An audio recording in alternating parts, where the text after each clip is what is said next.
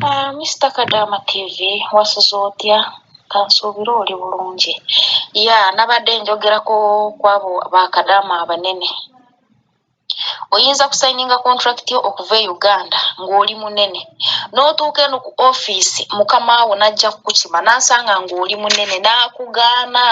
bano abantu tebaagala abantu abalina ezo zifiga zaabwe tebyo tebaagala kulaba figa zaffe kati oli alaba ng'akuwadde ne bw'aba ng'akugulidde oguteeteeya nga gunene era ng'alaba nga figa eyitamu ng'alaba nga kimuyisa bubi kubanga nze nina mukwano gwange najja naye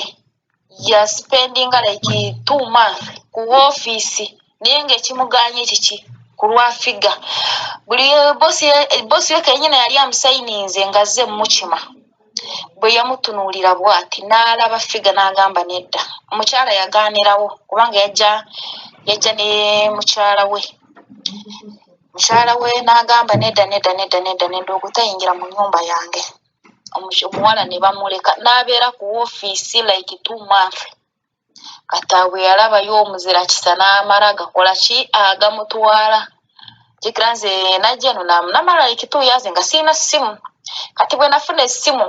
n'abinnyonnyola n'agamba naye mukwano nkubuuliro kimanyi namala emyezi 2 ku office ku lw'obunene ne mugamba olimba n'angamba namala emyezi 2 ku office ku lw'obunene n'okulwekyo omwana bw'aba amanyi nga ajja eno mu Saudi Arabia mutetuganye abanene nabo kwebali naye waliwo abataagalira ddala abanene n'alabira ddala bwakuyingiza mu nnyumba ye kigenda beera kizibu ate abasajja beeno nabo bazibu si bangu bakubeera naye naddala ng'alaba olina eyo figa buli bw'aba ng'akulaba otambula alaba alinga omutambulira mu mutima oba olaba abakyala be basinga okugaana abasajja tebabeera na buzibu ye bw'aba akusayinize ng'wasayininga linnya lye sometimes agezaawo n'akutwala by force naye sometimes otuuka mu nnyumba ne bibeera bizibu ng'omukyala alabira ddala bba wayinza okweddiza ku lw'eyo figa kino kye mbadde nteesaako omukwano